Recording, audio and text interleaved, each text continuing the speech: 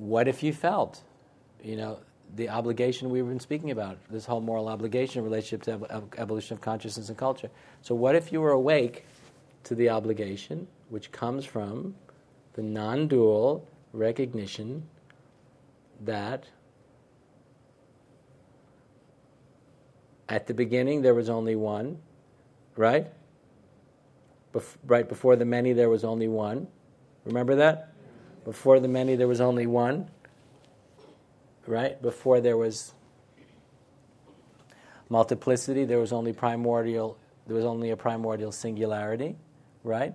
Before the many there was the one, and the one became the many, right? So before there was many, there was only one. And who else could you have been than that one without a second, right? Right? Do you know that? The only person you could be is that one without a second, right? The deepest level of you, there is only one, and that's who you really are. Before there was many, before there was the appearance of all of us, we were all only that one without a second, right? Before, and then to put it in evolutionary context, and we anthropomorphize and theologize the first cause. We say, before I, as that one without a second, before we, as that one without a second, doesn't really make any sense, but trying to include all of you in this metaphysical journey. Before we decided to take the leap from the one, from the absolute singularity, to become the many, and we've done it. Here we are, 300 of us, all looking at each other, realizing that we're all that one without a second. We've taken different shapes and forms, but actually it's the one that's seeing the many through the same eye, right? That's the recognition of that's the non-dual eye seeing, right? But now we're beginning to use the lens of non-duality to kind of embrace evolution, right? And so now non-duality, from the perspective of an evolutionary worldview, we begin to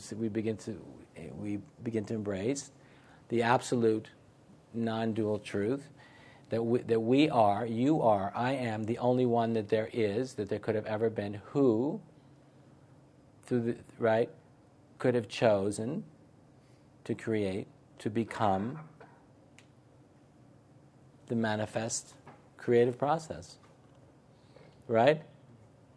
Is there anyone else who could have done it besides the only one that there is? Is there anyone else? No, because there was only one. The one became the many, right? The one became the many. The one is continuing to become many, many, many, many, many, many all the time, right? More people are appearing on the planet. More planets are appearing. The universe seems to be getting bigger all the time. It means at least we seem to be discovering that there's more than we thought. So, but at the heart of it all, there's just a singularity, right?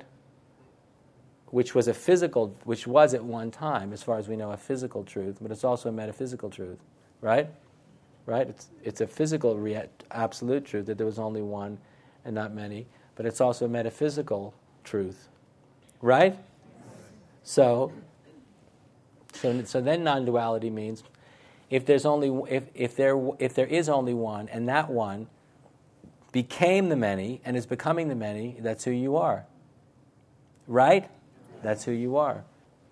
Then you say, well, either I'm the ego, or I'm that one who chose to take that big leap. And so from the perspective of evolutionary non-duality, this is your project. I call it the universe project. You decided to do this. This is all your baby, right? This is all yours. So a lot of people are shirking, it's just too much for me to take responsibility for, one little more thing in my life. You say, for in your life, what about the big issue here, which is where we're all going? And you say, well, it's not my problem. I have my own. They say, but you got this thing started. What do you mean it's not your problem? This was your idea in the first place. as the authentic self. That's true from the perspective of evolutionary non-duality. You are the one without a second that chose to take that leap from nothing to everything. And who else could you be anyway? As the evolutionary impulse, who else could you be?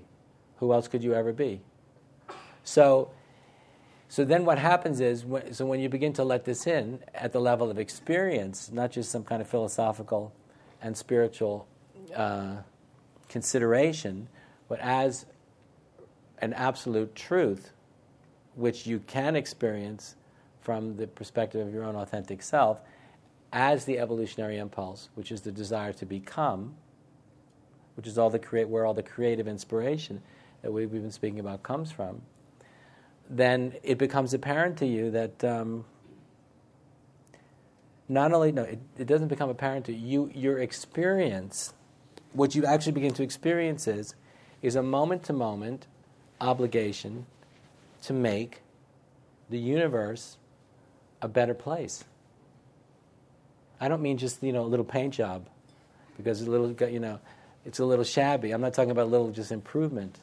I'm talking about it's an ecstatic, as we've been talking about. The evolutionary impulse is an ecstatic, urgent, is an experience of ecstatic urgency that we experience as the sexual impulse, as the desire to give rise to creative possibilities in all directions, and ultimately as the compulsion to evolve at the level of consciousness. But what that feels like is that which is new must emerge as a result of my presence here in the cosmos, in and through this form. I am the one in the form of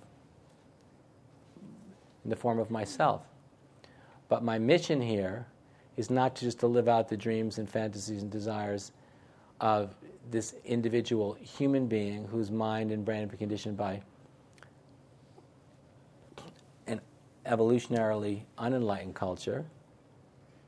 I'm here as the evolutionary impulse to give rise to that which is new. Because as I always remind people, if you were God and you created the universe, and I probably already said this, if you were God and you decided to create the universe, would you be interested in preserving with that which you already created?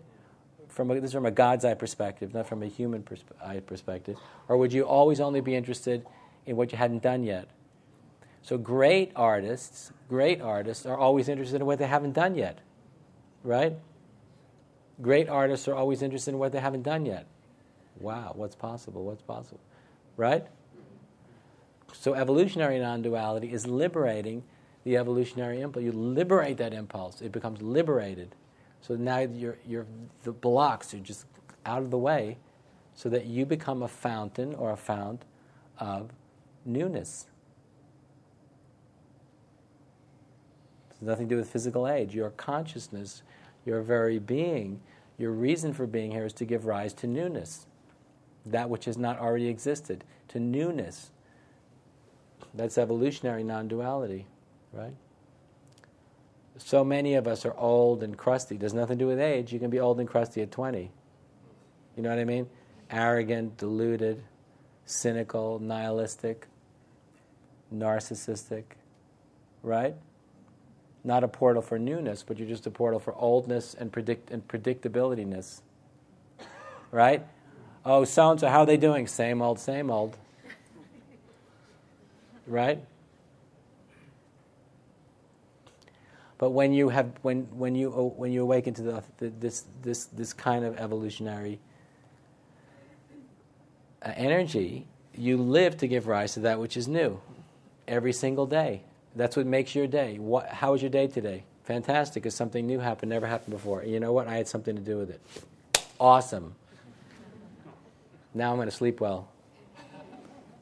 I'm not kidding. I actually do really mean that. But if yet another day passed and nothing new happened, you are dead. From an evolutionary point of view, you're dead. You're dead man or woman walking. Nothing new happening. Same old, same old.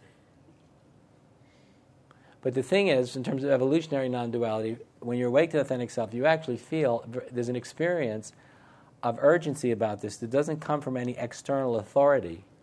You experience a great and profound sense of urgency about this that does not come from any external authority. It comes from within your own self. Your own authentic self is compelling you to to give rise to that which is new.